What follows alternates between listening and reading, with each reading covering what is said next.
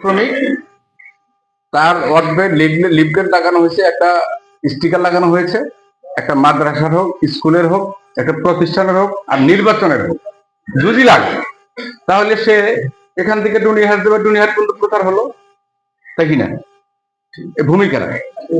এই জন্য আমরা যারা যে যে সেক্টরে কাজ করছি, আমরা যদি ওখান থেকেই সেই আমরা যদি মনে করি যে আমি এই দায়িত্বটা যথাযথ পালন করব, পারবো, সফল হতে পারবো। আমরা যদি সবাই যদি মনে করি আমি দায়িত্ববান, আমাকে এই কাজ করতে হবে, এই কাজের জন্য আমি উপযুক্ত, এটা নিজেকে মনে করতে হবে।